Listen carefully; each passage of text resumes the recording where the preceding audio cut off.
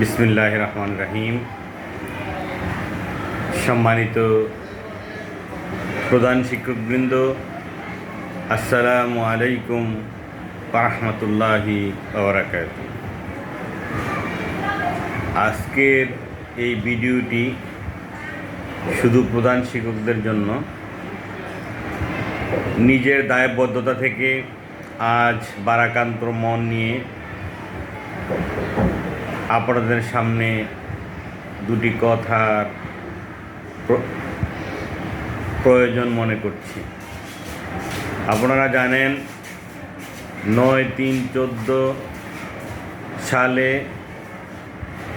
দ্বিতীয় শ্রেণীর ঘোষণার পর ফ্যাসিবাদী সরকার দীর্ঘ 10 বছরেও তা কার্যকর করেনি। এটা ছিল সুস্পষ্ট প্রহসন। সেজন্য 2018 সালে 45 জন বাদী হয়ে 10ম গ্রেড সহ দ্বিতীয় শ্রেণীর জন্য রিট করে। এখানেও সমস্যা। অধিক সন্ন্যাসীর কারণে গাজর নষ্ট হয়েছে। পর্যাপ্ত রসদ প্রদানের পরেও মামলার চূড়ান্ত রায় পেতে আমাদের প্রায় 8 বছর সময় লেগেছে। আমরা কুমিল্লা থেকে, চট্টগ্রাম থেকে, নোয়াখালী থেকে, সিলেট থেকে, হবিগঞ্জ থেকে, বরিশাল থেকে, বগুড়া থেকে 2 লক্ষ টাকা করে দিয়েছি।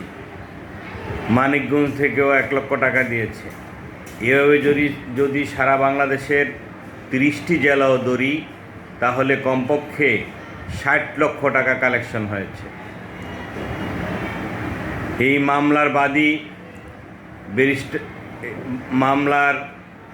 মামলার আইনজীবী ব্যারিস্টার সালাউদ্দিন দোলন সাহেবের ভাষ্যমতে তাকে মোট 12 লক্ষ টাকা দেওয়া হয়েছে। সেই হিসাবে এখনও 45 লক্ষ টাকা সমিতির ফান্ডে জমা থাকার কথা। যদি তাই হয়, সে টাকা দিয়ে রেফারেন্স মামলা শুরু করা হোক। অতিরিক্ত টাকা লাগলে পরে আমরা সবাই দিব ইনশাআল্লাহ। আয় ব্যয়ের বার্ষিক হিসাব না দিয়ে নিজেকে সাধু দাবি করে কতটুকু যৌক্তিক, সেই বিচার আপনারাই করবেন। আপাতত আমি চাই শীঘ্রই জমাকৃত টাকা দিয়ে রেফারেন্স মামলা শুরু করা হোক।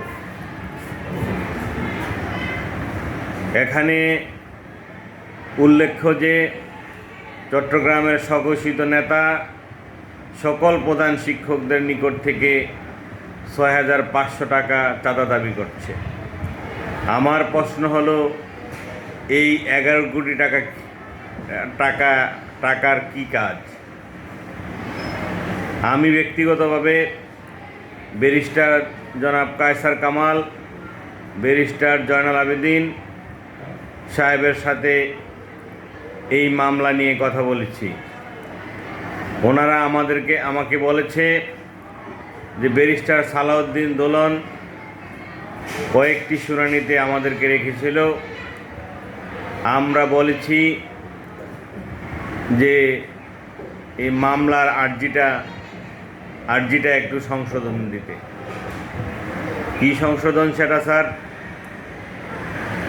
যে 45 জনের সাথে অল আদার্স হেড টিচার কথাটি যুক্ত করার জন্য। এই বিষয়টায় রিয়াজ সাহেব, নজরুল সাহেব সহ তারা সবাই জানেন। জেনেও তারা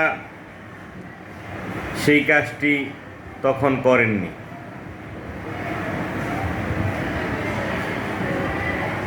যাই হোক, আমরা বর্তমানে চেষ্টা করছি সরকারের উচ্চ পর্যায়ের উপদেষ্টা, আমাদের প্রাথমিক গণশিক্ষা উপদেষ্টা, আমাদের অর্থ উপদেষ্টা, আমাদের আইন উপদেষ্টার সাথে সচিব, ডিজি মহোদয়ের সাথে যোগাযোগ করে আমরা 45 জন যেই তারিখ থেকে রায় অনুযায়ী 10ম গ্রেড পায়, আমাদেরকেও যেন সরকার সেই তারিখ থেকে নির্বাহী আদেশে 10ম গ্রেড দেয়। সেই বিষয় নিয়ে আমরা আলোচনা চলছে, আলোচনা করছি। যদি আমরা আলোচনা করে না পারি তাহলে আমরা বৃহত্তর আন্দোলনের ডাক দিব। এই আন্দোলনে যদি না হয় তাহলে আমরা রেফারেন্স মামলা করব। কিন্তু আমি ব্যক্তিগতভাবে বিশ্বাস করি আলাপ আলোচনার মাধ্যমেই প্রধান শিক্ষকদের কোর্টের রায় অনুযায়ী সকল প্রধান শিক্ষকদের এই প্রাণের দাবি আদায় হবে ইনশাল্লাহ। সবাই ভালো থাকুন, সুস্থ থাকুন, সাথেই থাকুন। আসসালামু আলাইকুম ওয়া রাহমাতুল্লাহি ওয়া বারাকাতুহু।